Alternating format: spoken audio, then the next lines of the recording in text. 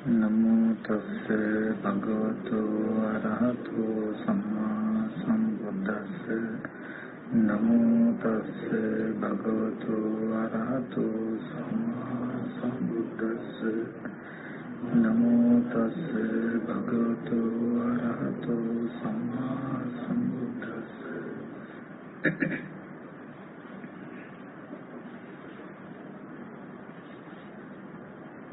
කෙටියෙන් ධර්ම කරුණු ටිකක් මම මතක් කරනම් මතක් කරලා තවල් කියලා දුන්නා වගේ භාවනා කරන්න ඕන. ඊට පස්සේ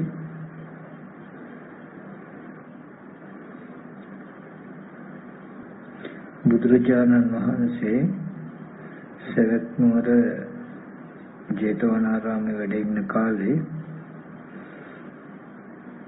කප්ප කියලා එක්තරා ස්වාමීන් වහන්සේ නමක් භාග්‍යවතුන් වහන්සේ ළඟට ඇවිල්ලා භාග්‍යවතුන් වහන්සේට වන්දනා කළා. භාග්‍යවතුන් වහන්සේගෙන් ප්‍රශ්නයක් අහනවා. කතන්නකෝ භන්තේ ඥානතෝ කතම් පස්සතෝ ඉමස්මින්ච සවිඥානිකේ කායේ බහිද්ධාච සබ්බ නිමිත්තේසු අහංකාර මමංකාර මානානුසය නහොಂತಿ. ස්වාමීනි, කෙසේ දන්න කෙසේ දකින කෙනාටද මේ සවිඥානික කයෙත් බාහිර සියලු නිමිති වලත් අහංකාර මමෙන්කාර මම මගේ කියන මානානුසය නැති වෙන්නේ කියලා ප්‍රශ්නයක් අහනවා. ස්වාමීන් වහන්සේ මේ සවිඥානික කයෙත් බාහිර සියලු නිමිති වලත් මම මගේ කියලා මානානුසය නැති වෙන්නේ කුමක් දන්න කුමක් දකින කෙනාටද කියලා. ඒ විලාවේදී බුදුරජාණන් වහන්සේ දේශනා කරනවා යම් කිංචි කප්ප රූපං කප්ප යම් කිසි රූපයක් තියෙනවා නම් අතීත අනාගත වර්තමාන ආධ්‍යාත්මික බාහිර ඖදාරික සුකුම රළු සිවුම් හීන ප්‍රනීත දුර ළඟ ඒ හැම රූපයක්ම මම නෙමෙයි මගේ නෙමෙයි මගේ ආත්මය නෙමෙයි කියලා දැක්ක යුතුයි. මෙන්න මේ විදිහට දන්න කෙනාට මේ විදිහට දකින කෙනාට මේ සවිඥානික කයෙත් බාහිර සියලු නිමිති වලත් මම මගේ කියන මානානුසය නැති වෙනවා ගෙවෙනවා කියලා පෙන්වනවා. ඒ වගේම රූපේ වගේම වේදනාවෙත් සංඥාව සංඛාර විඥාන කියන මේ පංච උපාදාන ස්කන්ධේම අතීත අනාගත වර්තමාන කියන තුන් කාලෙම ආධ්‍යාත්මික බාහිර ෆලුසියුම් හීන ප්‍රණීත දුර ළඟ මේ හැම ස්කන්ධයක්ම මම නෙමෙයි මගේ නෙමෙයි මගේ ආත්මය නෙමෙයි කියලා දන්න කෙනාට දකින්න කෙනාට මේ සවිඥානික කයෙත් බාහිර සියලු නිමිති වලත් මම මගේ කියන මානානුසය ගෙවෙනවා. මම නෙමෙයි මගේ නෙමෙයි මගේ ආත්මය නෙමෙයි. නේතං මම නේසෝ හමස්මින් නමේසෝ අත්තාති. මගේ නෙවෙයි මම නෙවෙයි මගේ ආත්මය නෙවෙයි කියලා දකින්න ඕනේ. නේතං මම කියලා කියන්නේ පාලි මම කියලා කියන්නේ සිංහලෙන් මගේ කියන අදහසට. මගේ කියලා කියනකොට තණ්හාව. නේසෝ හමස්මින් කියලා කියන්නේ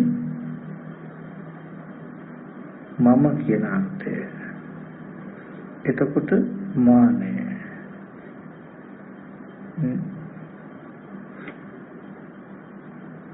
ඒතම් මම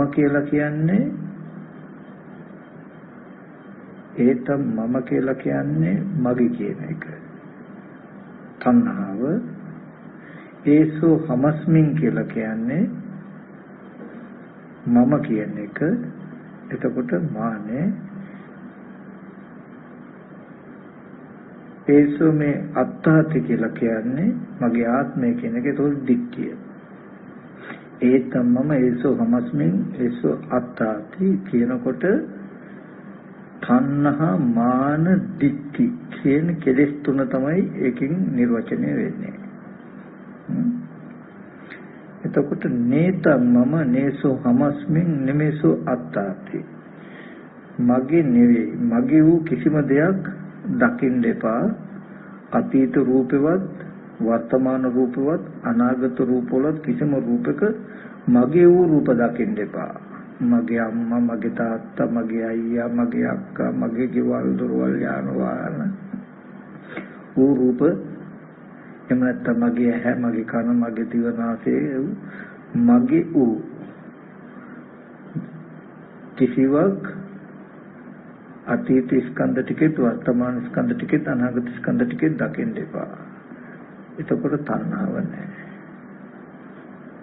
නේසෝ හමස්මි මම වූ තමන්ගේ වූ අතීතේ හෝ වර්තමාන හෝ අනාගත හෝ කිසිදු ස්කන්ධයක් දකින්න එපා. තමන් වූ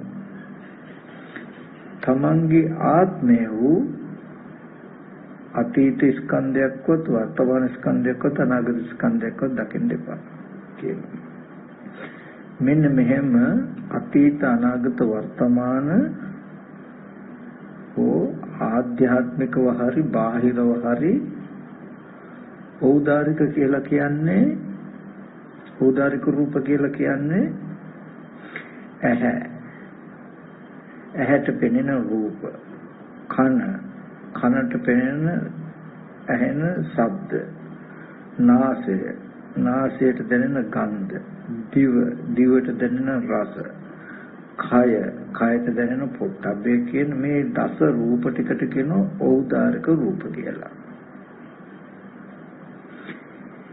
හිතට හම්බ වෙන රූප තියෙනවනේ හීනෙන් පෙනෙන අපිට දැන් සිහි කරන්න පුළුවන් කෙනෙක් නරුවක් සිහි කරන්න පුළුවන් අම්මාගේ රූපයක් තාත්තගේ රූපයක් ඒ වගේ හිතට හම්බ වෙන රූප ඒකට කියනවා ධම්මායතන පරියාපන්න රූප කියලා. ඒ රූපයට කියනවා සුකුම රූප කියලා. ඒ රූප වලට කියනවා සුකුම රූප කියලා.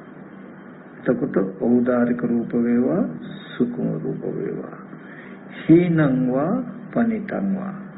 හීන රූප කියලා කියන්නේ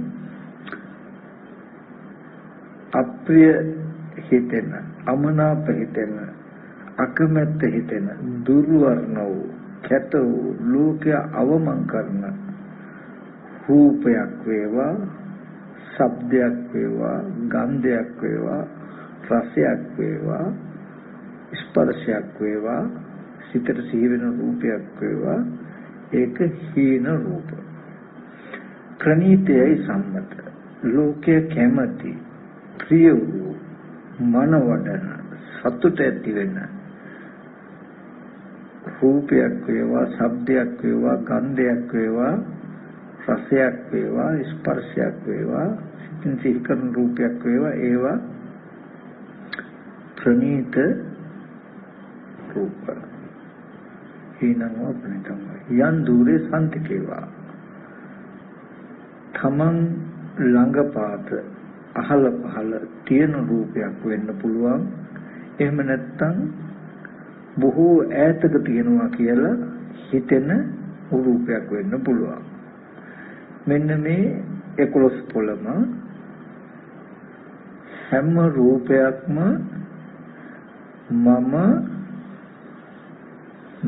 මගේ නෙමෙයි, මමත් නෙමෙයි, මගේ ආත්මයක් නෙමෙයි කියලා දකින්න ඕනේ කියලා. එතකොට මේ හැම රූපයක්ම මම නෙමෙයි, මගේත් නෙමෙයි, මගේ ආත්මයක් නෙමෙයි කියලා දකින්නේ කොහොමද අපි? අපිට එහෙම දකින්න නම් අපි රූපය ගැන හොඳට දැනගෙන තියෙන්න ඕනේ. ඉති රූපං ඉති රූපස සමුදය ඉති රූපස අත්ංගම. මේ රූපයි, මේ රූපයන්ගේ ඇතිවීමයි, මේ රූපේ නැතිවීමයි කියලා හොඳට පෙවුනොත් රූපයක් හැදෙන්නේ, රූප කියලා යමක් තියෙනවා නම් ඒ රූප ඔක්කොම මෙන්න මේච්චරයි. ඒ රූප හැදෙන්නේ මෙන්න මේ හේතු වෙනුයි. මෙන්න මේ හේතුව නැති වෙනකොට මෙන්න මේ රූප ඔක්කොම නැති වෙනවා කියන එක හොඳට පෙවුනොත් පෙනෙනවා නම් ඉබේම ඒ හැම රූපයක්ම මමවත්, මගේවත්, මගේ ආත්මවත් වූ රූප තිබුණත් නෙමෙයි, තියෙනවත් නෙමෙයි, තියෙන්නේද නෙමෙයි කියලා නෝනේ ලපතිනවා. තේරෙන්නේ නේද? ඒ හැම රූපයක්ම මගේ රූප, මම වූ රූප, මගේ ආත්මය වූ රූප කියලා නොදකිනවා නම්, දකින්න නැත්තම්, Tamanට එහෙම පෙනෙන්නේ නැත්තම් මේ ආධ්‍යාත්මික කායේ බාහිර සියලු නිමිති වලත් මානානුසය මම මගේ කියන කෙලෙස්ය මිම්ම මානානුසය නැති වෙනවා. ඒ විදිහට මානානුසය නැති වෙන විදිහට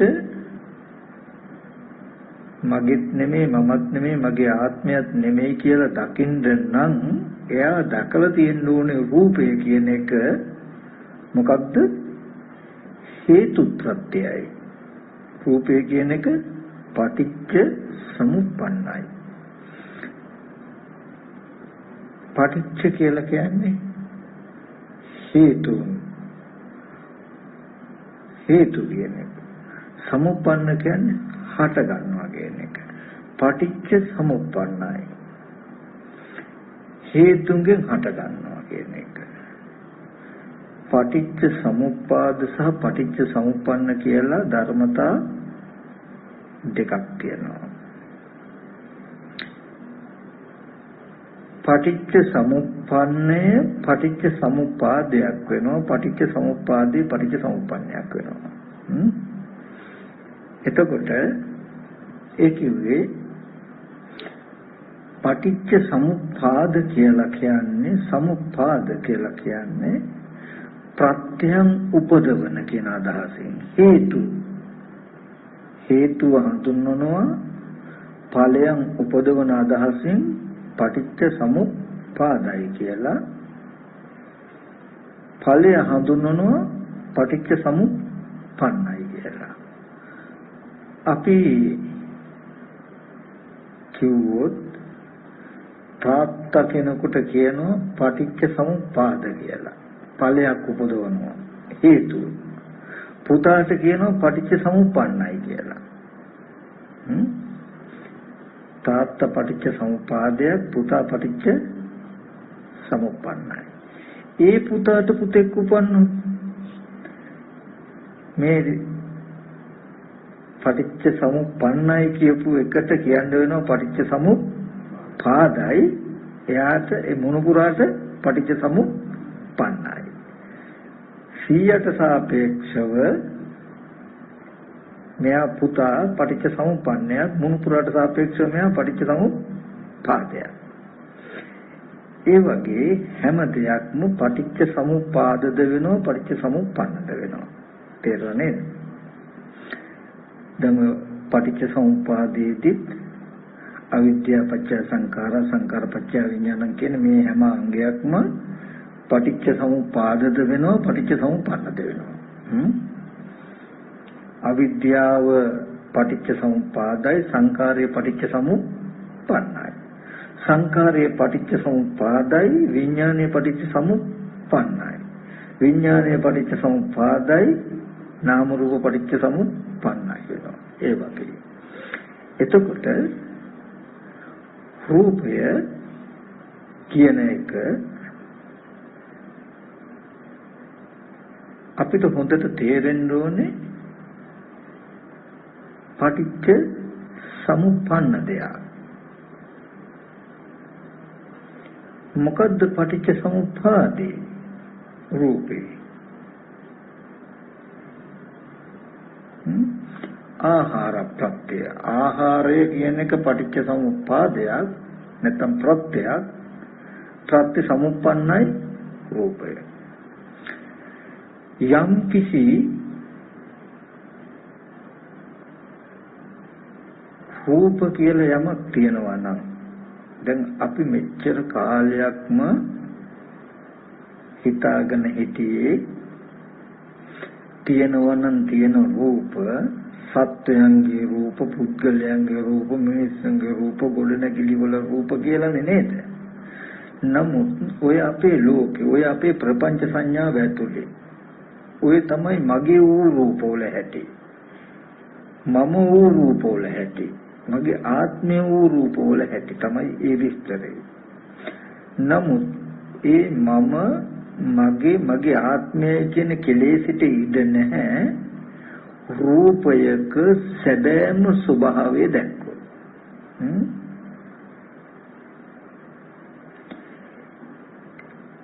යම් කිසි අතීත අනාගත වර්තමාන අජත්තං කියලා කියන තමා තුල බහිද්ධාවා කියලා කිව්වේ බාහිර ඖදාර්ග කියලා කිව්වේ පටික සම්පස්සේ නැත්නම් ස්පර්ශ ආයතන පහ සුකුම කියලා කිව්වේ ධම්මායතන පරියාපන්න රූප සිතට පෙනෙන රූප හීනෙන් පෙනෙන මට්ටමේ රූප හීන රූප ප්‍රණීත රූප දුර රූප ළඟ රූප කියන මේ සියලුම රූප වල යතහ භූත ස්වභාවය යථා භූත කියලා කියන්නේ මොකද්ද? භූත කියන්නේ ඌ. අපි කියන්නේ අභූත චෝදනාවක් කියලා. අභූත කියන්නේ නොවූ දෙයක් කියන එක. භූත කියන්නේ ඌ. යථා භූත කියලා කියන්නේ යම්සේ පවතින. යම්සේ ඌ සැබෑවටම පවතින. මේ රූපයන්ගේ සැබෑවටම පවතින ස්වභාවය තමයි මොකද්ද? චත්තාරෝච මහා භූතා චතුන්නංච මහා භූතානං උපාදාය රූපං. යම් කිසි රූප කියලා යමක් තියෙනං ලෝකේ මේ 11 පොළෙන් අන්තර මතක තියාපා ගන්න පඨවි ආපෝ තේජෝ වායෝ කියන මෙන්න මේ මහ භූත සහ මහ භූත නිසා මහ භූත ඇසුරු කරගෙන පවතින රූප ඒකට කියන උපාදාය රූප කියලා. මෙන්න මෙබඳු රූප ටිකක් විතරමයි තියෙන්නේ. රූපවල මිනිස්සුන්ගේ සත්තුන්ගේ ගෙවල් දොරවල් වල රූප නැහැ. යම් කිසි රූප කියලා යමක් තියෙන්නේ මොනවද? චත්තාරෝච මහා භූතා චතුන්නංච මහා භූතානං උපාදාය රූපං. සතර මහා ධාතු නිසා පවත්නා රූපත් කියලා යම් වෙලාවක දැක්කොත් එදාට සතර මහා ධාතුයේ හෝ උපාදාය රූපවල කොහොමද නෑදෑයෝ ඉන්නේ? කොහොමද ගෙවල් දොරවල් තියෙන්නේ? කොහොමද ඉඩකඩ යාන වාහන තියෙන්නේ කියලා අපිට ඉබේමයි තේරෙන්නේ. අපි ඒකට උපමාවක් ගනිමු.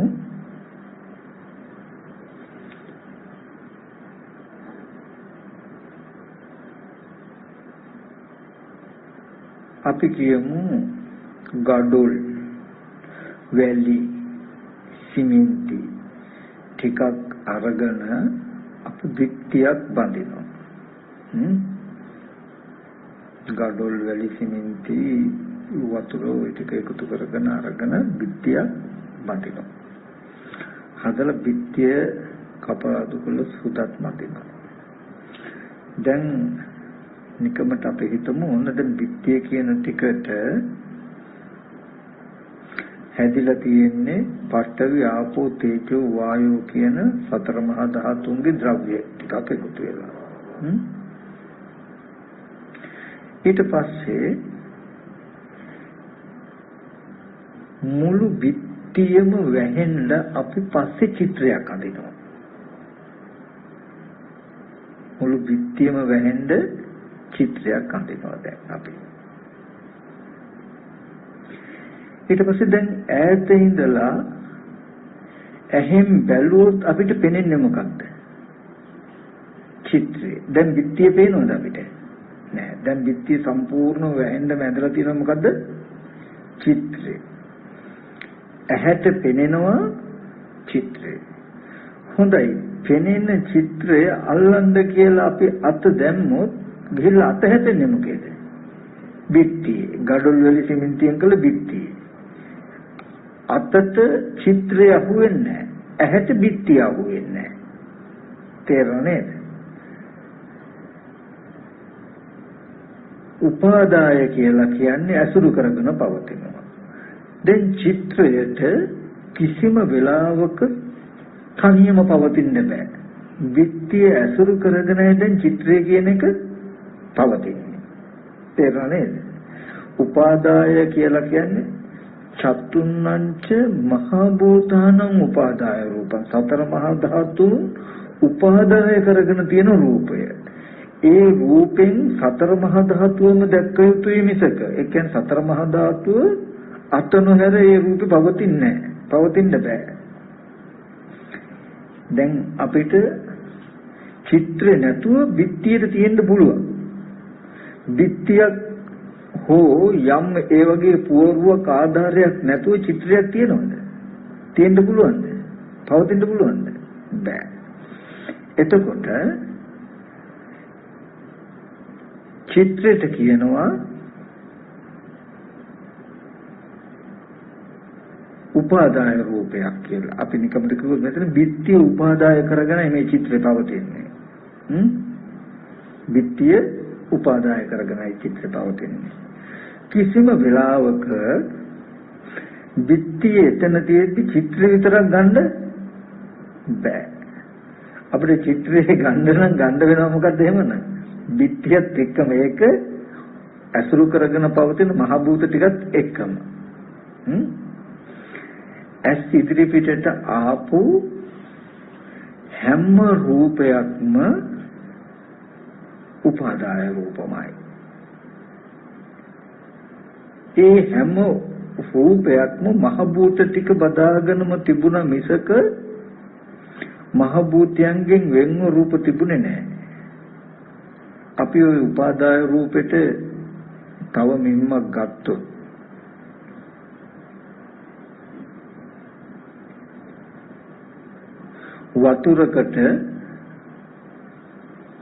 වතුරක් මත පතිත වෙලා තියෙන ගොඩනැගිල්ලක හෝ ගහක වැලක ඡායාවක් අපිට දකින්න බැයිද වතුරේ?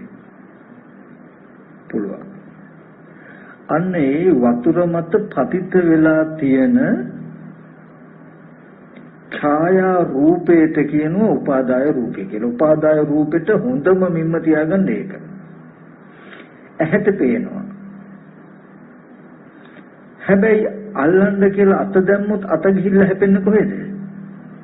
වතුරේ. වතුර කියන්නේ මහ භූතයන්ටයි ආපෝ ධාතුව. ආපෝ ධාතුව ඇසුරු කරගෙන දැන් මේ චිත්‍රය තියෙනවා.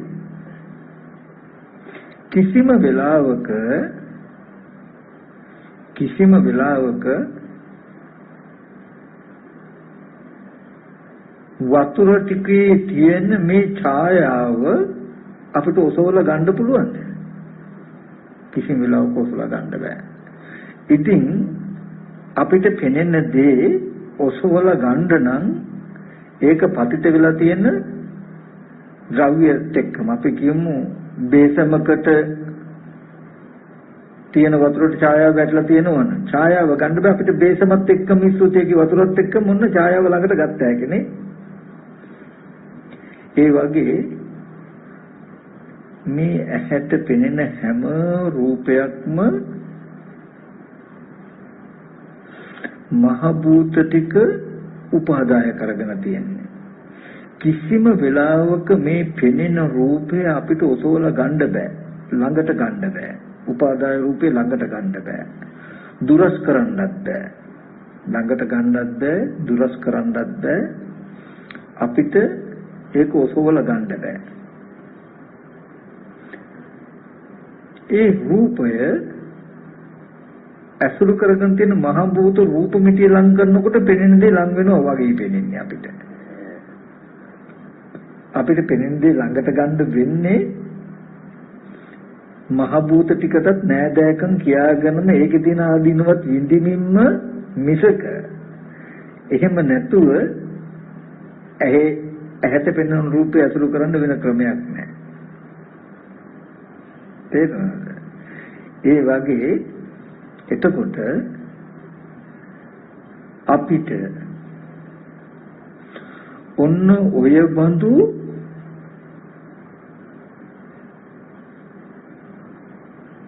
රූපයක්මයි අර වතුරට පතිත වෙච්ච ඡායාව බඳු බිත්තිය අසුරු කරගෙන පවතින චිත්‍රයේ බඳු රූපමයි ඇස් ඉදිරි පිටට ආවේ.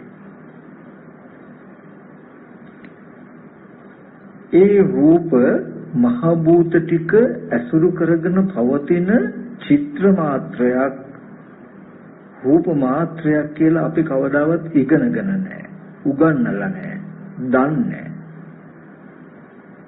අපි හිතාගෙන ඉන්නේ මේ පෙනෙන රූපයම ඒක අඩංගු ද්‍රව්‍ය පෙනෙන දෙයටමයි පෙනෙන දේ ඒ අඩංගු ද්‍රව්‍යයටමයි කියලායි. ඒ හින්දා අපිට තේරෙන්නේ අපි දැකපු රූප ළඟට ගන්න පුළුවන්. අල්ලා ඉඳින්න පුළුවන්. අල්ලලා ගඳ සුවඳ බලන්න පුළුවන්. රස විඳින්න පුළුවන්. වගේ තැනකින් තමයි අපේ මනස හැදිලා තියෙන්නේ. මේ රූපයන්ගේ සැබෑ ස්වභාවය නොදකින නිසා. ඉතින් මහ භූත රූප කියන්නේ මොනවද? උපාදාය රූප කියන්නේ මොනවද කියලා වෙන වෙනම ඉස්සෙල්ලා ඉගෙනගෙන ඒ රූපය ටික පිරිසිඳ දකින්ද ඉගෙන ගත්තට දැන් අපි කිව්වොත් රූපේ පේනවා අල්ලන්න බෑ. වර්ණ රූපය පෙනෙනවා අහුවෙන්නේ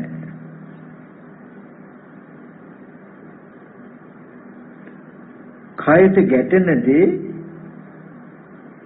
ගැටෙනවා පේන්නේ කියලා කිව්වොත් අපිට පිළිගන්න බෑ. පිළිගන්නේ නැහැ අපි. ඇයි මේ පේන්නේ ගැල්ුවේ නැද්ද කියලා වගේ තැනකින් තමයි හිතෙන්නේ අපිට. නේද? අපේ ප්‍රපංච මනස ඇදිලා තියෙන්නේ පේන දේ අල්ලන්න පුළුවනි, අල්ලන දේ පේනවා වගේ. ඒ අපි රූපයේ සැබෑ ස්වභාවය නොදන්නාකම නොදකින්නකම නිසා. බිත්තියේ අඳපු චිත්‍රේ පේනවා අල්ලන්න බෑ. බිත්තිය අල්ලන්න පුළුවන් පේන්නේ නැහැ. ඒ වගේ යම් වෙලාවක මේ රූප ටික ඔය මම එක උපමාවක් විතරයි ඇහැට පෙනෙන තැනකින් කිව්වේ. නමුත් ඔය වගේ කන කියලා කියන්නේ, ශබ්දය කියලා කියන්නේ, නාසය කියලා කියන්නේ, ගන්ධය කියලා කියන්නේ, දිව කියලා කියන්නේ, රස කියලා කියන්නේ, කය කියලා කියන්නේ උපාදාය රූපමයි. කයට ස්පර්ශ වෙන පොට්ටබ්බ ධාතුව විතරයි මහ භූත. පොට්ටබ්බ ධාතුව කයට ගැටෙන වස්තු උපාදාය නෙමෙයි මහ භූතමයි. ඇල්ලුවොත් හැපෙන්නේ බිත්තිය. අත දැම්මොත් හැපෙන්නේ වතුරේ. කෙලින්ම මහ භූත ටිකම. කායට ගැටෙන්නේ පොට්ටබ්බේ. හිතට සිහි කරන්න පුළුවන් රූපේ උපාදායයි. ඔන්න ඔය මහ භූත සහ උපාදාය කියන ටික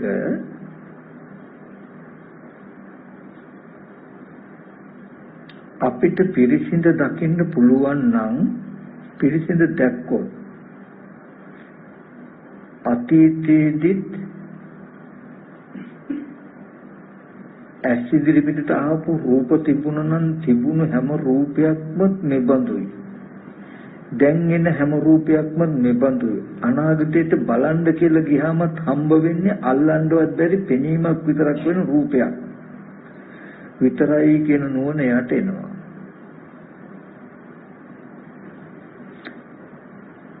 ආධ්‍යාත්මික තමන් කියන පැත්තේ වේවා බාහිර වේවා යම් කිසි රූපයක් තියෙනවා නම් ඒ හැම රූපයක්ම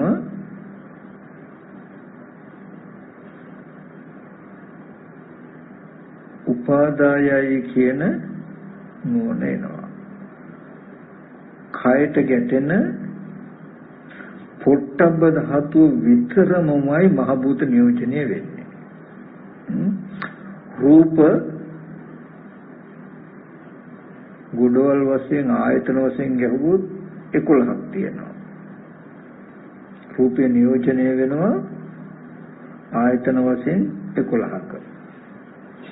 ඇහැ රූපයක්, ඇහැට පෙනෙන රූපේ රූපයක්, කන රූපයක්, කනට ඇහෙන ශබ්දේ රූපයක්, නාසය ගන්ධය දිව රස කය පොට්ටබ්බේ හිතට දැනෙන ධම්ම රූප කියලා රූපය නියෝජනය වෙන 11 පොළක. ඔන්න ඔය රූප ටික පිරිසිඳ දැක්කොත්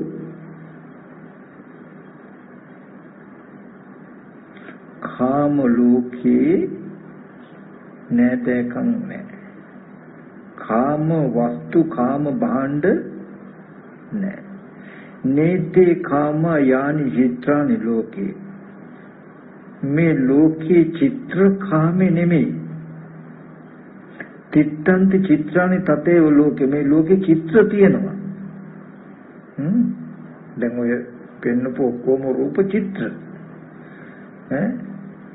තිත්තන්ති චිත්‍රානි තතේව ලෝකේ. මේ ලෝකේ චිත්‍ර තියෙයි. නේතේ කාම යන් චිත්‍රානි. මේ චිත්‍ර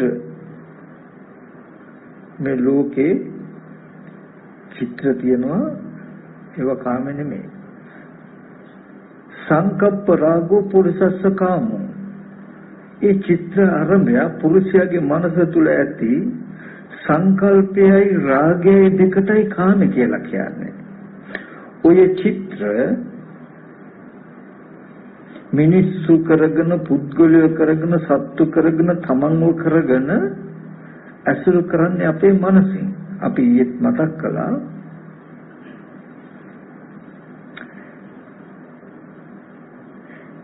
චිත්‍රපටයක හෝ ටීවී එකක පෙනෙන චිත්‍ර ඔක්කොම චිත්‍රපටියක්නේ. චිත්‍ර වලින් හැදිච්ච පටියක්. හරිද? චිත්‍රපටියක් ඒකේ. නමුත්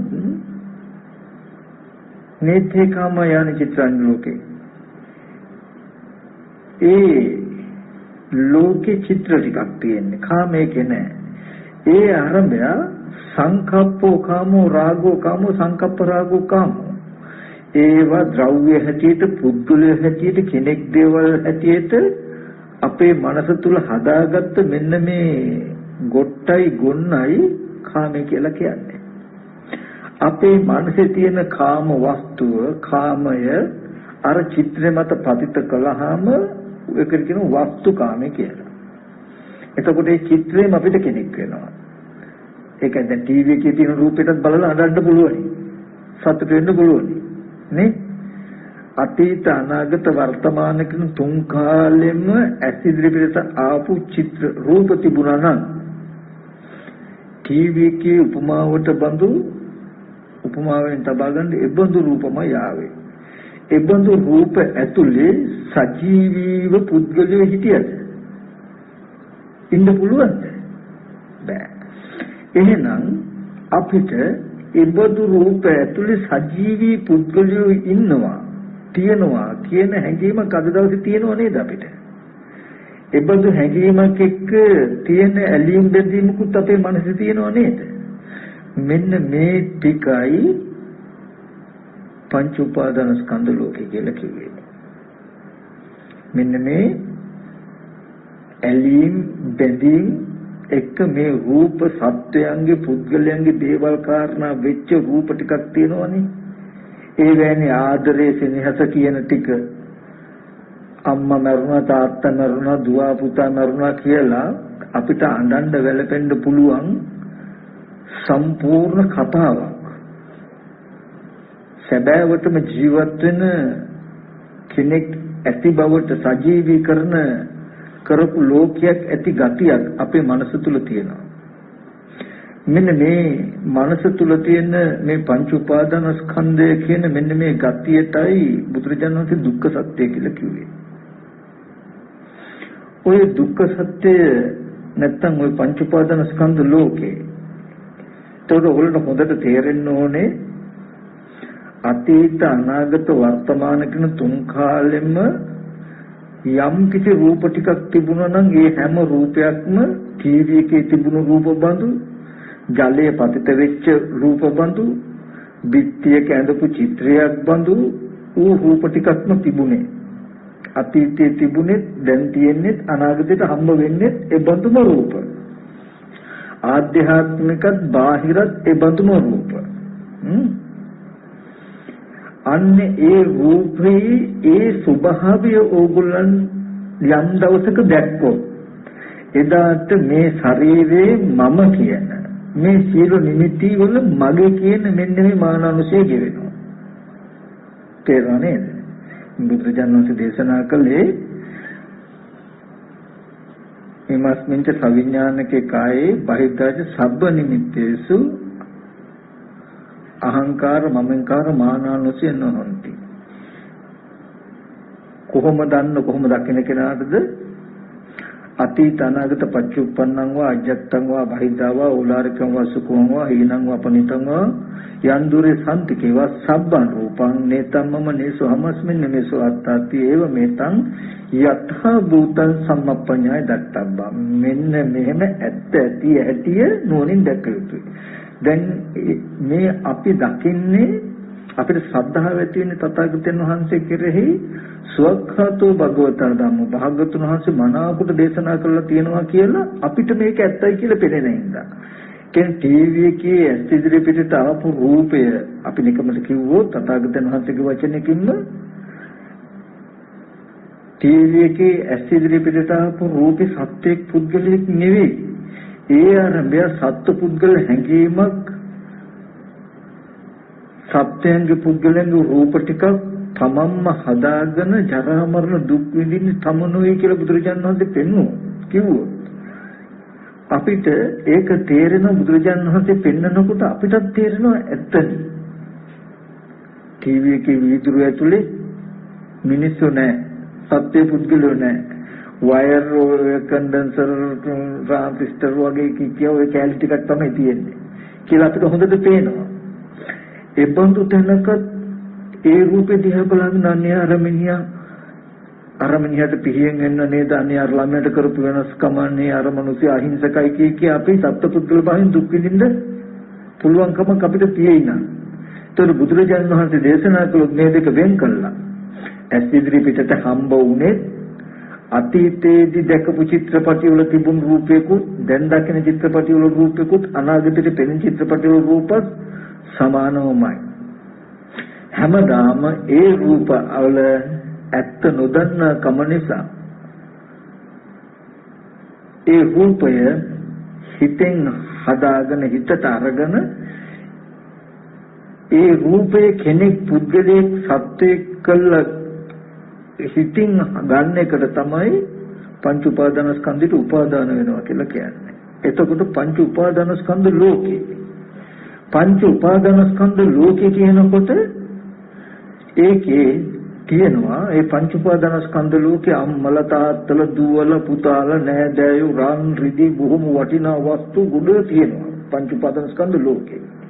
හැබැයි ආයතන ටිකේ තිබුණේ ආයතන ටිකේ තිබුණේ තියෙන්නේ ශුන්‍යතාවය නේද? එතකොට අන්න ඒ ටිකයි තථාගතයන් වහන්සේ පෙන්වන්නේ මහණෙනි මේ රූපය පිළිසිඳ නොදකින්න කම නිසායි උඹලා දුක් විඳින්නේ බොරු වලට නේ. මනසින් කෙලෙසයකට ප්‍රපංචයකට මේක තථාගතයන් වහන්සේම කිව්ව කියන තැනකින් නෙමෙයි අපිට තේරෙන්න ඕනේ නුවණක් තියෙන කෙනෙකුට සාමාන්‍ය මට්ටමක නුවණක් තියෙන කෙනෙකුට මොනතරම් ඇත්තද චිත්‍රපටිය බලන සිද්ධියේදී බලන්න අපිට පුද්ගල භාවයෙන් දුක් විඳිනවා නම් හොඳට සිහියතුව චිත්‍රපැත්තට හිත තියලා බලුවාම එතන තියෙන ශුන්‍යතාවයක් කියන තැනක අපි සත්පුද්ගල භාවයෙන් දුක් විඳිනවා නම් අපි මොනතරම් මෝඩද? ඒ වගේම එහෙනම් අතීතයේදී ඇස් ඉදිරියට ආපු හැම රූපම උපන්තුම ශුන්‍යතාවයකින් නම් අපි අනේ අම්මට කොහොමද දන්නේ තාත්තට කොහොමද දන්නේ අයියා අක්කට කොහොමද දන්නේ නැත්තම් මගේ ගෙදර දැන් මොකක් වෙලාද දන්නේ කියලා හිතනකොට හිතන්න ටීවී එක දිහා බලාගෙන ඒකේ රූපෙට අඬන මිනිස්සයයි අපි මෙහෙම හිත දුක් වෙන සතුට වෙන අඬන අපේ මනසයි අතර වෙනසක් නැහැ. එතකොට බුදුරජාණන් වහන්සේ පෙන්වුවේ මේ පංච උපාදානස්කන්ධ දුක්ඛ කියලා පෙන්වුවේ මෙන්න මේ ලෝකෙට.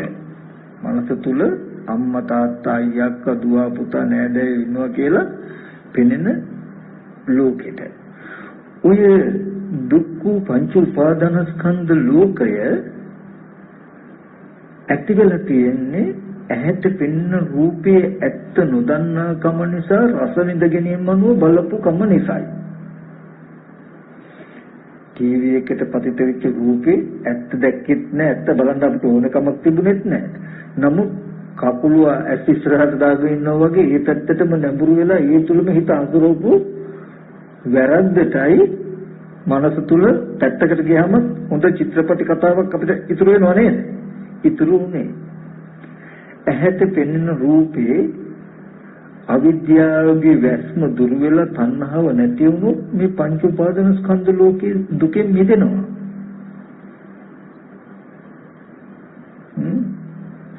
අතීතයේදී මට නොවුනේ නම් දැන් මට නොවේ නම් අනාගතයේදී මට නොවන්නේ නම් මොනතරම් සැහැල්ලුවක් තියෙද මමද නොහිටියා නම් දැනුත් මම නොවේ නම් අනාගතයටත් මම නොවන්නේ නම් මගේ වූ දෙයක්වත් නැත්තම් තිබුණෙත් නැත්තම් තියෙනවත් නෙමෙයි නම් තියෙන්නේද නැත්තම් මට දුක් විඳින්න ශේස්ත්‍රයක් නැහැ.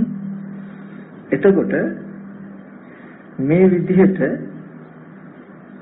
මේ රූපේ ඇත්ත බුදුරජාණන් වහන්සේ පෙන්නනවා මේ පංච උපාදාන ස්කන්ධ ලෝකයේ ඇති උනේ රූපේ ඇත්ත නොදන්න අවිද්‍යාවගේ වැසීමෙන් තණ්හාවගෙන් යුක්ත වීම නිසායි මේ කය හටගත්තේ. නැත්තම් මෙන්න මේ පංච උපාදාන ස්කන්ධ ලෝකයේ හටගත්තේ.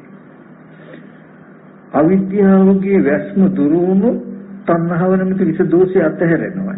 මේ පෙනෙන අරමුණට නැඹුරු වෙලා ඇලිලෙන්න ගතිය අතහැරෙනවා. එහෙම වුණොත් මනස තුල මේ ලෝකය අතහැරෙනවා. ලෝක නිරෝධය වෙනවා. පංච උපාදාන ස්කන්ධ දුකෙන් මිදෙනවා කියලා පෙන්නලා ප්‍රතිපදාව පෙන්වන සම්මාදිට්ඨිය. ඒ නිසා රූපය ඇත්ත ඇති හැටි දකින්න. මොකද්ද? හැම රූපයක්ම මම නෙමෙයි, මගේ නෙමෙයි, මගේ ආත්මය නෙමෙයි, මහ භූත සහ උපාදාය රූපයි කියලා දකින්න කියලා පෙන්නනවා. සම්මාදිට්ඨිය. ඔන්න සම්මාදිට්ඨියෙන්ම රූපේ ඇත්ත ඇති හැටි රූපේ දැකලා අවසන් වෙනකොට ලෝකෝත්තර සම්මාදිට්ඨිය මහ භූත සහ උපාදාය රූපයි කියලා පිරිසිඳ දැකපු දවසට කාමෙන් සම්පූර්ණ ඈතර වෙනවා. කාම භවයෙන් මිදෙනවා. රූපේ පිරිසිඳ දැක්ක වෙනවා. නමුත් අපි ඕක ඇහුවට අපිට බෑ, බරයි බලයි බර වැඩි තව කිව්වට ඔය කොච්චර කිව්වත් මහ භූත සහ උපාදාය රූපයක්මයි තිබුණෙත් තියෙන්නේ එන්නේ කිව්වට gedhi pitima hamba වෙන්නේ. ඒ නිසා රූපය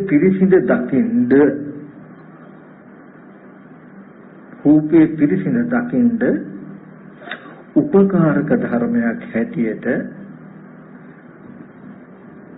ප්‍රාථමික කොටසක් හැටියට ගන්නවා අපි මොකද්ද? කායගත සතිය. කායගත සතිය කියලා කියන්නේ ලොකු මේ රූපයේ පිරිසිඳ දකින්ද යන ලොකු දර්ශනයකට මුල් වෙන මං කිව්වේ භ්‍රමචර්යාව සහ ආදි භ්‍රමචර්ය කියලා කොටස් දෙකකට බෙදෙනවා කියලා. සියලුම රූප මහ භූත සහ උපාදාය රූපයි කියලා දැක්කොත් දකින්න මට්ටම භ්‍රමචර්යාව ආර්ය අෂ්ටාංග මාර්ගයේ පිරිසිදුවම පේනවා. නමුත් තාම ඒකට බැයි නම් එයා ආදි භ්‍රමචර්යාවට මුල් වෙන කොටස බලන්න වෙනවා. අපි උපමාවක් කිව්වොත් අද අපි කරන්නේ කොහොමද කියලා දන්නවද? ටීවී එකේ පෙනෙන රූප පෙනෙනකොට ඒ රූප ඇතුලේ මිනිසුන්ගේ මේ රූපය හැදලා තියෙන කේස් ලොම් නියදත් හම්මස් නහර වකුගඩු හදවත අක්මාව දලඹු මේ වගේ කොටස් ටිකකින් නේද හැදිලා තියෙන්නේ කියලා ටීවී එකේ තියෙන රූපෙ දිහා අපි බැලුවොත් හරිද? වැරදි. නමුත් වෙන ක්‍රමයක් නැහැ. අද අපි බලන මේ රූපේ විදර්ශනා කරන කායගත සතිය මට්ටම පූර්ව භාග ප්‍රතිපදාව කියන්නේ ඔය බලන එක තුල තව අවිද්‍යාවේ වැස්ම තියෙනවා ටිකක්. තේරුණාද? පිරිසිදුම තාම අපි රූපේ දකින්නේ නැහැ. දැන් ඇත්තටම ටීවී එකේ පෙනෙන රූපය ඇතුලේ කුණප කොටස් බලන්න යමක් තියෙනවද? මේ වර්ණ සතහනක් කියන දැක්ම විතරම නිතර වෙන්න ඕනේ නේ. ඒ වගේ මේ රූපේ තාම අවිද්‍යාව ඇතුලේ අපි හුරු වෙනවා. මේ අවිද්‍යාව එච්චරට බරයි, එච්චරට බලයි. ඒක අඩු කරගෙන රූපේ ඇත්ත පෙනෙන මට්ටමට ගණ්ඩායි මේ කායගත සතියින් ඒකට පූර්ව භාග ප්‍රතිපදාව කියලා කියන්නේ. මේකට පූර්ව භාග ප්‍රතිපදාව කියලා කියන්නේ. මොකද මේ ටීවී එකේ පෙනෙන රූප වගේම රූප ටිකක් මේ තියෙන්නේ. වර්ණ සතහන මහ භූත ටික ඇසුරු කරගෙන පවතින වර්ණ සතහනක් කියන නුවණ එල්ලඹ සිටියෝ පුද්ගලයේ කෙනෙක් හැටියට මේ පැත්තට අපි හිතින් කියින් කරන්නෙම නැහැ. නමුත් ඒ දැක්ම ගන්න අපිට තාම බෑ. තාම අපි දක්ෂ නැහැ. අනුපුබ්බ කිරියා, අනුපුබ්බ සික්ඛා, අනුපුබ්බ ප්‍රතිපදා. ඒ වගේ මේ ප්‍රතිපදාව අනුපූර්ව ක්‍රියාවක්, අනුපූර්වයෙන් හික්මන්නේ, අනුපූර්වයෙන් තමයි නැඹුරු වෙලා තියෙන්නේ. ටිකෙන් ටික තමයි කෙලස් ගෙවෙන්නේ. ඒ නිසා මෙන්න මෙබඳු දර්ශනයක් දැකලා රූපේ පිරිසිඳ දැකපු දවසටයි පංච උපාදාන ස්කන්ධ දුකෙන් මිදෙන්නේ. මරණයෙන් පස්සේ නෙමෙයි. එයා දන්නවා රූපේ පිරිසිඳ නොදකින තාක් තණ්හාව නැති වෙන්නේ. තණ්හාව නැති නොවන තාක් පංච උපාදාන ස්කන්ධ ලෝකේ පවතිනවා. රූපේ ඇත්ත දැකපු දවසට තණ්හාව නැති වෙනවා. තණ්හාව නැති වුණොත් පංච උපාදාන ස්කන්ධ ලෝකේ මිදෙනවා. මට අඬන්න, වැළපෙන්න, දුක් විඳින්න, සිහි කරන්න නෑදෑයෝ ඉතුරු වෙන්නේ නැහැ. මට නැති වෙන්න, විනාශ වෙන්න වටිනා ද්‍රව්‍ය ඉතුරු වෙන්නේ නැහැ. ද්‍රව්‍ය වටිනා ද්‍රව්‍ය දිනව මම තණ්හා නොකර ඉන්නව නෙමෙයි. එහෙම ද්‍රව්‍යම නැහැ. තණ්හා කරන්න තමුණුත් නැහැ. දැන් අපිට බොහෝ වෙලාවට හිතෙන්නේ වස්තු තියේ තණ්හා නොකර ඉන්න ඕනේ කියලානේ නේද? නමුත් චිත්‍රයක් ඇතුලේ වටිනා වස්තු තියෙනවද? නැහැ. එහෙනම් ඇස් ඉදිරි පිටට ඇහෙන් දැකපු යම් රූප තිබුණා නම් හැම රූපයක්ම සමානමයි චිත්‍රවලට. එහෙනම් වස්තු දැකලා තියෙනවද අපි? මිනිස්සු දැකලා තියෙනවද? නැහැ. නමුත් ප්‍රපංච මනසට අවිද්‍යාවෙන් වැසුණු මනසකට අපිට වටිනා වස්තු පුද්ගලයෝ ඉන්නවා, තිබුණා, තියනවා කියන තැනකින් තමයි පේන්නේ. ඒක තමයි ලෝකේ. ඒ හින්දා මේ ගනුදෙනුව තියෙන්නේ. ඒ හිඳයි ගහ ගන්නවා, මරා ගන්නවා, කපා ගන්නවා, කොටා ගන්නවා, රත්තරන් හොරකම් කරනවා, මුදල් හොරකම් කරනවා, රිදී හොරකම් කරනවා කිය මේ සතර මහා ධාතුවට පොරකන්නේ. සතර මහා ධාතුවේ මේ පොරකන්නේ ඔක්කොම තමන්ගේ මනසේ තියෙන මේ තණ්හා නැමැති ඡායාවට රැවටිලා. අන්න ඒ ටික ගෙවා ගන්නයි රූපයත් දකින්නේ. රූපයත් බලන තැනට දක්ෂය කරගන්නයි කායගත සතිය වඩන්නේ. මේක කෙනාටම මිසක කරන්න දෙන්නේ මේකේ වැරද්ද හදාගත්තේ තම තමන්ම නම් තමන්ගේම ඇස් ඉදිරිපිටට ආපු අනාත්ම රූපේ ඇත්ත නොදන්නා කම නිසා තමන්ම නම් ලෝකේ හදාගත්තේ මේක ලියා ගන්න වෙන්නේ තමන්ටම. ඉතින් බුදුරජාණන් වහන්සේ කල්යාණ මිත්‍රයෙක් කියලා සත්පුරුෂයෙක් වෙලා අපිට පෙන්වුවා මේ නිස්කාරණේ බොරුවකට එකෙන් තියෙන දුකකට දුක් විඳට කමක් නැහැ. ඇත්තටම කෙනෙක් ඉන්නවනම් ඉන්න කෙනා ලෙඩ වෙච්ච මහලු වෙච්ච මැරිච්ච නිසා දුකක් විඳනනම් ඒත් කමන්නේ තව.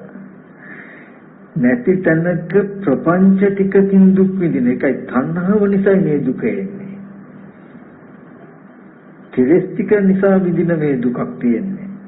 තණ්හාව නැතිවෙත් මේ දුක නැති වෙනවා කියලා පෙන්නලා ඒ කෙලෙස් ටික නැති වෙන්නේ තණ්හාව නැති වෙන සම්මාදිට්ඨිය මෙන්න මේ ඇත්ත දකින්ද කියලා පෙන්නනවා. එතකොට රූපය ඇත්ත වේදනාවට තියෙන අපි රූපය ගැන විතරක් කතා කරන්නේ මේ කායගත සතියට ඉඳ හදාගන්න මේ හැම වාරයකටම මම මතක් කරන්නේ මොන හරි දෙයක් අපි කරද්දි කරන්නේ ඇයි කියන දැනුම අවබෝධය අවශ්‍යමයි. අපි මේ කායගත සතිය වඩන්නේ මේ තරම් උත්සාහවත් විය යුත්තේ, මේ තරම් වීර්යවත් විය යුත්තේ, මේ තරම් ධෛර්යය දැම්ම යෙදිය යුත්තේ මොකක් නිසාද කියන අර්ථය අපිට තේරලා තියෙන්න ඕනේ. නිෂ්පල එකක් බලාගෙන නෙමෙයි, මෙහෙම යනකොට නිවන් දකී කියන එකකින් නෙමෙයි. කායගත සතිය වඩන්නේ මොකටද? හොඳට තේරෙනවා, හොඳට දන්නවා මේ විදිහට කය කෙරෙහි හිත යොමු කරගෙන කයේ ඇත්ත බලන්න අවිද්‍යාවේ රළු මට්ටම ගෙවෙනවා. තණ්හාවේ රළු මට්ටම ගෙවෙනවා. අවිද්‍යාවේ රළු මට්ටම තණ්හාවේ රළු මට්ටම ගෙවෙනකොට හැම රූපයක්ම මහ භූතයි උපාදාය රූපයි කියන එක පෙනෙනවා. ඒ කියන්නේ ඕගොල්ලන්ටම කිසිදු සැකයක් නැතුව ඇස් ඉදිරිපිටටම හිතලා නෙමෙයි මෙනෙහි කිරීමකින් තොරව පෙනෙන රූපේ චිත්‍රයක්මයි කියලා තේවුණොත් කෙනෙක් පුද්ගලයෙක් හැටියට ගහන්න හෝ බයින්න හෝ ඒ අරබය හිතන්න කියන්න කරන්න යනවද? යන්නේ ප්‍රාර්ථනාවක් අවශ්‍ය නැහැ, ඇදහිීමක් අවශ්‍ය නැහැ.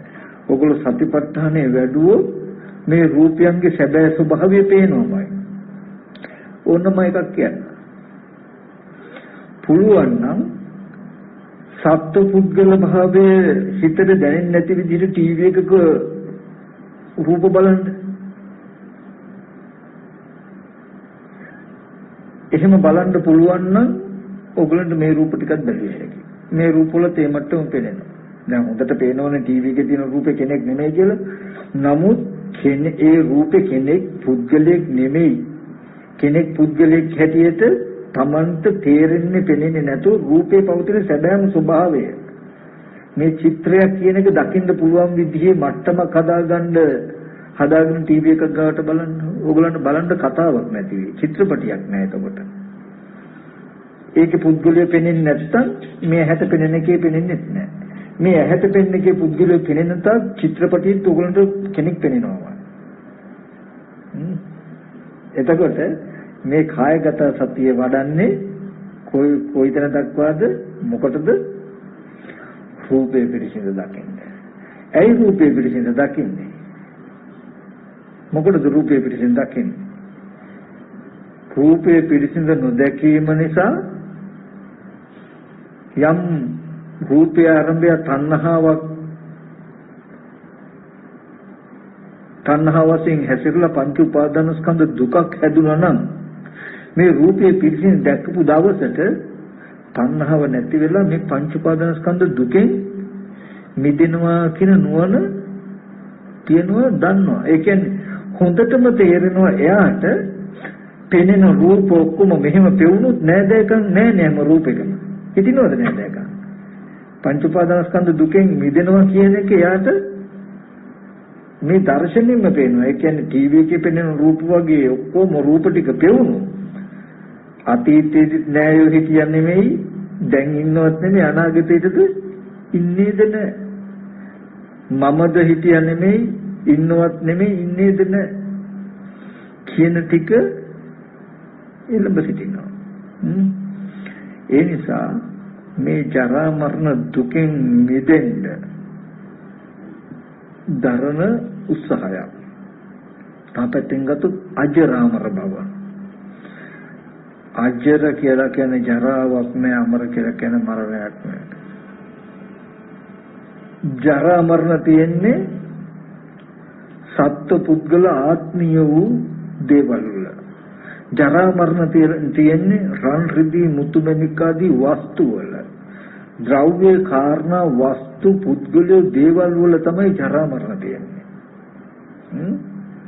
සත්ත්ව පුද්ගලයන්ගේ ජරා මරණ තියෙන සත්ත්ව පුද්ගලයෝ ඉන්න නිසායි. එතකොට රූපේ පිරිසිඳ දැකපු දවසට තණ්හාව නැහැ. අම්මට තාත්තා අයියා කනෙන්ද මාමා තමන් ගැන තියෙන තණ්හාව නැහැ. ඒ රූපේ පිරිසිඳ දැක්කම තණ්හාව නැති වුණාම මොකද වෙන්නේ? පංච උපාදානස්කන්ධ දුක නිරුද්ධ වෙනවා කියලා දන්නවා. ඒ නිසා රූපේ පිරිසිඳ දකින්නයි මේ සතිපට්ඨාන කායගත සතිය වඩන්නේ කියන දැනුම එනවා. අරගෙන එක තැනක ඉඳගෙන ඉන්නකොට අපි අරදවල් මතක් කළා වගේ සති නිමිති හිත තබාගෙන සිහියෙන් ආස්වාස කරනවා, සිහියෙන් ප්‍රස්වාස කරනවා. හිත කොහාටවත් යන්න දෙන්නේ නැහැ කියලා හිත දැඩි කරගන්නවා. ඒත් දන්නේව නැති එකකින් හිත අහකට යනවා. ගියාම ආයෙත් මතක් කරලා ගන්නවා. අරගෙන වෙනකට වඩා හිතේ උද්‍යෝගමත්කම, වීර්යවන්තකම, හිත දැඩි කරගැනීමකට නෑ. හිත දැන් නම් යන්න දෙන්නෙම නෑ කියලා හොඳ අවදි බවක් ඇති කරගන්නවා. ඇති කරගෙන සති නිමිති හිත තියාගෙන සිහියෙන් ආස්වාස ප්‍රස්වාස කරනවා. එහෙම කළත් ඒ දැඩි බව, වීර්ය හිමින් දන්නේම නැතුව ටික අඩු වෙලා ආයෙත් හිතහකට යනවා. ඊට පස්සේ ආපහු හිත දැඩි කර ගන්නවා. මේ වගේ හිත අහකට යනවා, ආයෙත් ගන්නවා. ඔහොම ඕක තමයි අභ්‍යාස කරනවා, පුරුදු කරනවා, වඩනවා කියලා කියන්නේ. සති නිමිත්තේ හිත තබපු ගමම හිත එහෙමම නතර වෙලා දුවන්නවත් නැතුව ඉන්නවනම් වඩන්න දෙයක් නැහැ. භවනාව කියලා අමුතින් කරන්න දෙයක් නැහැ. ඉතින් හිත තියනවනේ එහෙම. නමුත් එහෙම බැරි නිසා, නොපවතින නිසා අපිට ප්‍රතිපදාවක් තියෙනවා. ඒ විදිහට හිතේ කතා කරන මේ ගතිය ටික අඩු වෙන්න සති නිමිත්ත හිත බැඳිලා ආස්වාද ප්‍රස්වාසයත් එක්ක සිහි නුවණ තියෙන ගතිය වැඩි වෙනවා. ඒ ගතිය වැඩි වෙන්න එක දේවල් හිතෙන ගතිය අඩු වෙනවා. මේ විදිහට එක තැනක ඉඳගෙන ඉන්නකොට ආනාපාන සතිය වඩනවා. ඊට පස්සේ ඊට අමතරව එතනින් නැගිටිනකොටම කය පැත්තට හිත තබාගෙන නැගිටිනවා කියන එකට දැනුම් සහිතව සිහිය ඇතුවම නැගිටිනවා. බාහිර කෙනෙක් ගැන හිතා නැගිටින්නේ නැහැ. බාහිර දෙයක් කරන්න ඕන කියන කමින් නැගිටින්නේ නැහැ. යමක් කරන්න ඕන කියන අදහස තිබුණත් අදහස ඇතුව නැගිටිනවකොට නැගිටින බව දන්නවා. දැනුම් සහිතව බාහිර දේවල් එක ගනුදෙනු කරන්නේ ආධ්‍යාත්මික පැත්තේ හිත තබාගෙනමයි. තමන් රක්ෂිත ස්ථානයක ඉඳගෙනමයි. අපි ගැඹුරු ලින්දකට ප්‍රපාතයකට එබෙනවා නම් එබිලා බලන්නේ කඹයක් හරි අල්ලගෙන ගහක් හරි අල්ලගෙන ඒ මත තමන් වැටෙන්නේ නැති වෙන්න මේ පැත්තෙන් හොඳට රැකවරණයක් තබාගෙනයි ප්‍රපාතයට එබෙන්නේ නේ. ඒ වගේ ඇහැ ප්‍රපාතයක්, රූපය ප්‍රපාතයක්, ජාති ජරා මරණ සංඛ්‍යාත ජාති ජරා මරණ සංඛ්‍යාත දුකට පමුණවන ප්‍රපාතයක් ඇහැ. ප්‍රපාතයක් රූපය. කන ප්‍රපාතයක්, ශබ්දේ ප්‍රපාතයක්. ඔබ වැටෙන්නේ ජාති ජරා මරණ නැමැති වලට. ඒ නිසා ආධ්‍යාත්මික පැත්තේ හොඳට සිහිය තබා ගන්න. නුවණ තබාගෙන ඒ පැත්තට එළඹෙන්න. එහෙම වුණොත් ඔබ වැටෙන්නේ නැහැ ප්‍රපාතයට. ඒ ලෝකේ ඇත්ත වෙන්නේ නැහැ. ඒ නිසා ඉඳගෙන භාවනා කරලා නැගිටිනකොට නැගිටින බවට සිහියයි, යනකොට යන බවට සිහියයි, හිටගෙන ඉන්නකොට හිටගෙන ඉන්න බවට සිහියයි, ඉඳ ගන්නකොට ඉඳ ගන්න බවට සිහියයි. හැම වෙලාවෙම හතර ඉරියව්ව ගැන දැනුම් සහගතව කරන්න. ඒ කියන්නේ වැඩි කාලයක් ඔබ තුල ඉන්නවා. වැඩි කාලයක් ඔබ කායගත සුඛින් ඉන්නවා කියන එකට නිදසුනක් ඒක බැරි හින්දා තමයි පුරුදු වෙන්නේ අපි. ඒ හින්දායි මේක පුරුදු කරන්න කියලා කියන්නේ. අපි පුරුදු වෙලා තියෙන්නේ මේ ජීවිතේ අනන්ත ජාති සංසාරේ බාහිරේ දිහා බලාගෙනම හිතින් කිරින් කරන්න. නමුත් කොච්චර බණ ඇහුවත් හරියන්නේ නැහැ. මේක අභ්‍යාසකට යුතුමයි. තමයි. පුරු විය යුතුමයි ලෝකේ ජීවත් වෙන්න ලෝකයට පතිත නොවි. ඒ නිසා කුමන ඉරියව්වක් ප්‍රවෘත්තොත් ඉරියව් පැත්තට සිහියයි. යම් කිසි වැඩ කටයුත්තක් කරනකොට කරන දෙයට සිහියයි. කුමන ආකාරයකින් සිහියද? මේ කය ආහාරයෙන් හැදුණු මේ සතර මහා ධාතු රූපයක් එක්කයි ගනුදෙනු කරන්නේ කියන එකට සිහියයි. ආහාරයෙන් හැදුණු කුණුපු කොටස් 32ක එක්කයි ගනුදෙනු කරන්නේ කියන එකට සිහියයි. ඒ විදිහට මේ කය කුණුප වශයෙන් හෝ බලන්න, ධාතු වශයෙන් හෝ බලන්න, නවසීවිතිකයේ වශයෙන් හෝ බලන්න. ඒ කියන්නේ අනේ මේ රූපය විඥානේ නිරුද්ධ වුණොත් ඉද්දිමිලා නිල්ලලා පුපුරලා ඕජාව ගලන තත්ත්වයටපත් වෙන රූපයක් නේද මේ කියන එකට සිහියයි. ඒ වගේ නවසීවිතිකයෙන් පාඩම් කරගන්න.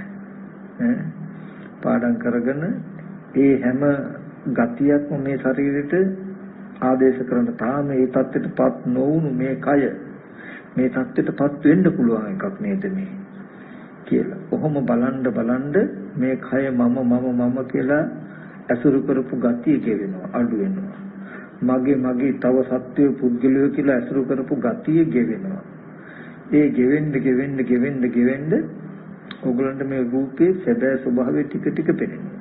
ටික මොනතරම් ඇත්තද මේක කියලා පෙනේ.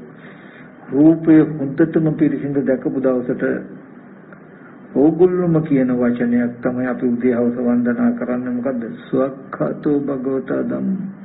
භාග්‍යවතුන් වහන්සේ මේ ධර්මයේ මනාකොට දේශනා කළා තියෙනවා නේද? මොනතරම් ඇත්තද කියන එක පෙනෙන්න ඕනේ ඕගොල්ලෝ රූපය දැකපු දවසට. ඒක තමයි නිම්ම. එදාට තමයි ධර්මයේ ගුණ ඕගොල්ලන්ට දැනෙන්නේ. සම්දිත්තිකයි අකාලිකයි මෙහෙ ඇවිල්ලා බලන්න කියලා ඕන කෙනෙකුට ඕගොල්ලෝ කියන බය නැතුව. ඇස් ඉදිරි පිටට මිනිස්සුන්ගේ පුද්ගලයන්ගේ සත්‍යයන්ගේ රූප ආවේ නැහැ එන්නේ නැහැ ආවනම් එන්නේ මෙන්න මෙබඳු දෙයකුයි කියලා ඕගොල්ලන්ට පේන දේ ඕගොල්ලෝ කියනවා එදාට. ඒ නිසා ඔන්න ඔය වගේ අර්ථයක් සඳහායි අපි භාවනා කරන්නේ කියන ටික තේරුම් ගන්න. තේරුම් අරගෙන දැන් හැමදේම අර වගේ භාවනා කරන්න මෙතන හරි තැන් වලට හරි ගිහිල්ලා ඉඳ ගනිමින් සක්මනෙමින් අර මං කිව්වා වගේ සති නිමිති හිත තබාගෙන හිත දුවන්න නොදී 100ෙන්ම ආනාපාන සතිය වඩනවා. ආපහු හිත හකට ගියොත් ආපහු ගන්නවා. ආපහු 100ෙන්ම ආනාපාන සතිය වඩන මේ වගේ ටිකක් කළා භාවනා කරන්න පුළුවන්කම තිබුණා. හිතමතම නැගිටින්න. සති නිමිති හිත තබාගෙන කාය කෙරෙහි සිහියෙන් කන බොන ආහාරයෙන් හැදුණු සතර මහා ධාතු රූපී සෙලවීම නේද මේ සතර මහා ධාතු කය දැන් මේ විදිහට නේද මේ පවතින්නේ.